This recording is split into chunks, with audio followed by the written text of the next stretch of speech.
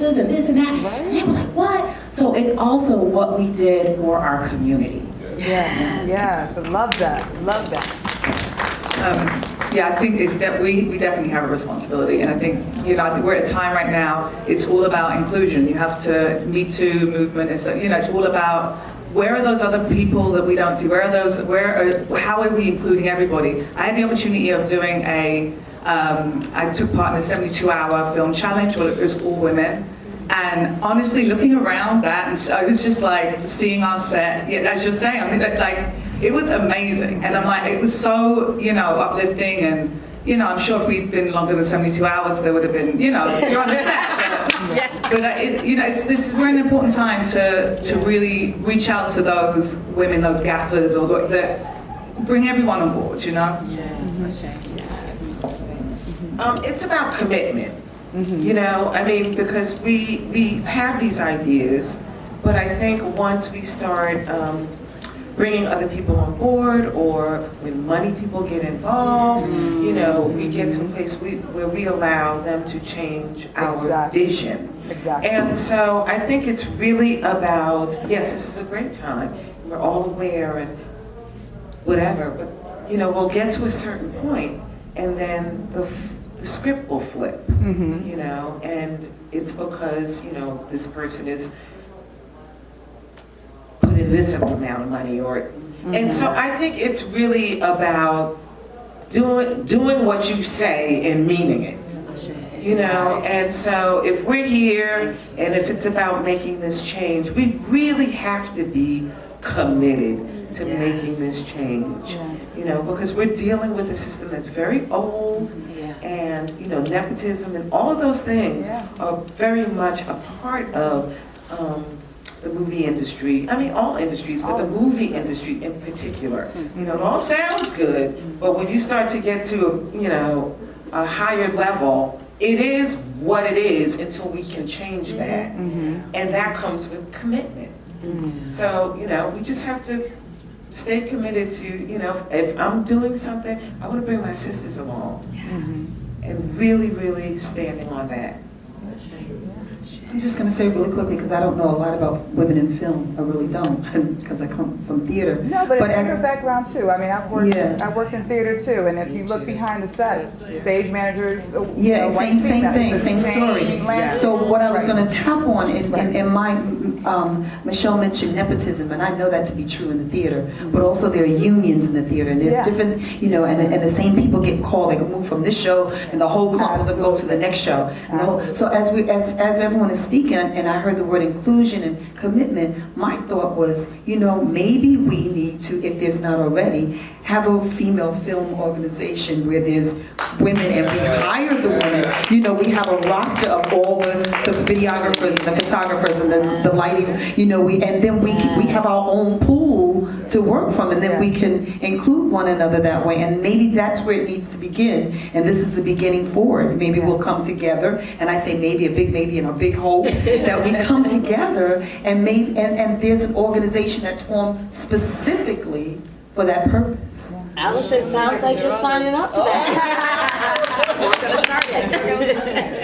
Absolutely. So there is NIWIF, like New York Women in Film and Television, so they do kind of like push for, for that, and there are several other like film groups that are like, all by women that encourage other women to hire women. I think one thing that I can say is like to be intentional. Like for my next project, I want to make sure that I have the majority of my crew to be women. So it's really about being intentional, and then when you see the portfolio, you see the reel, for you to really trust that you're capable of doing that. Not just complaining, but be the change that you want to see. Come on. It sounds cliche, but you really have to do that. With Shako, I filmed it myself because I hired a female DP, then there was a situation, she couldn't make it, then I have a camera, I said, okay, let me just go forward. And I learned so much just doing it myself, and which is the reason why I'm like, I'm a part of another group, the Film Shop. Like they have women, men, all types of people. And I posted, I said, I would like to shadow a DP. Within like couple hours, I got like 2 people that said, hey, we're filming a commercial. You want to come on? For me to shadow someone who's been doing it for a while. So it's really, I guess networking and being intentional. Well, I kind of come from both worlds.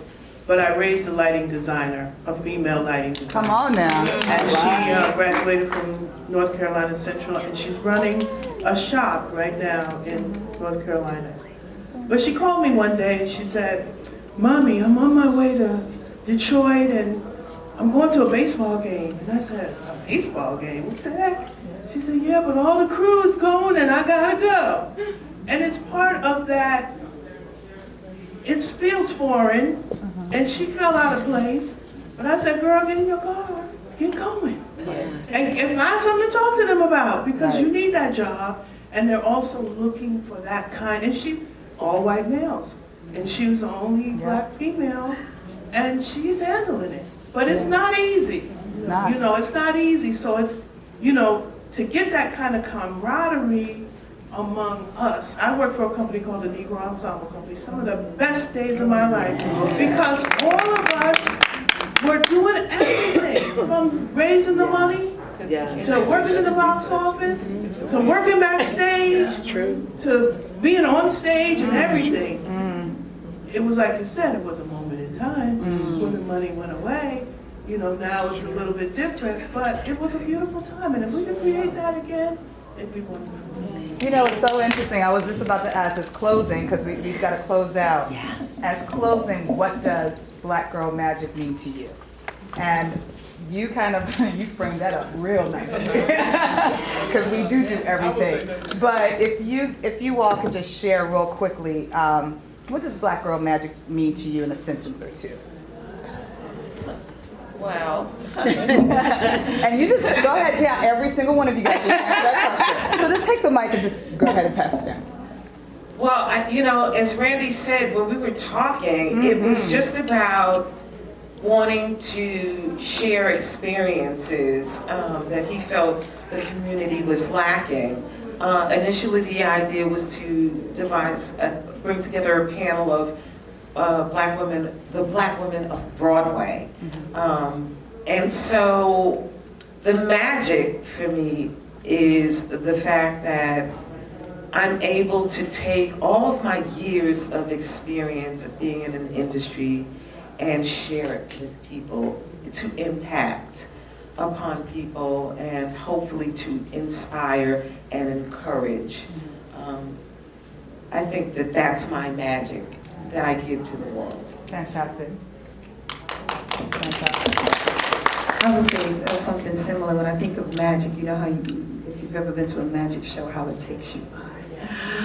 You know, that's how I feel like this, what this has done for me today, it's motivated me to want to make others feel like when they come to whatever it is that we present. And so we have something, each of us individually have something, when we put it together, it creates a type of magic that others may have not been able to tap into. So with all these different talents, I think the recipe, you know, I think the recipe, we have it. And I think that when we cook it up and put it together, then we have really created magic. Yes. I think we have to work on our Mom, that's another conversation. We'll get to that in a few. No, we gotta go. For me, Black Girl Magic means to me being authentic, because I'm not gonna say it's not like I had a problem being authentic. I think it's really feeling good about who I am when I feel like I'm the other, you know? So it's really embracing who you are and knowing that as a creator, that your voice matters. As a human being, knowing that your life, your story, your presence matters. So that's what Black Girl Magic means. Bien d'accord. Well, if you ever watch a magician work, you know, they practice, they work hard, they practice, they gotta get it right so that it looks like magic. And that's our job, to make it look easy, but it's hard work. Yes. And that's what the magic is. Yes, that's what the magic is. So true. To me, Black Girl Magic is just the unveiling or uncovering of what's already been here. We've been magic forever. We've known that, and our ancestors have known that, but I feel as though we've been taught that our magic is too loud, too aggressive, too everything. And I think it's just finally time that people are realizing what we've known all along and accepting it, and it is magic. And that's just what we say. That's our magic. Our magic, right? I think for me it's about community and it's about building our network. It's what you say about the recipe. Every one of us has something to offer. I have things I can teach. I have things I need to learn. And I think it's all about like when we talk to each other and realize what we can do for each other and how we can just keep lifting each other forward. That's what it is to me. Thank you. And for me, what it is it's that magic is alchemy, right? It's taking whatever was given to us and spinning it, right? Taking whatever it is and turning it into that gold and making something beautiful, no matter what it is. And my ability for me to be the reflection and the reflector. So to make sure that I'm allowing you to see me, and then through my art, through poetry, through plays, through whatever, also letting you know that I see you as well. Yes. We're going to have Sherri in this one out. Sherri, what does Black Girl Magic mean to you, real quick? Listen, everything, really, everything. Everything that I heard, and it's just being present in this moment, sharing, caring, living, loving, continuing on the legacy.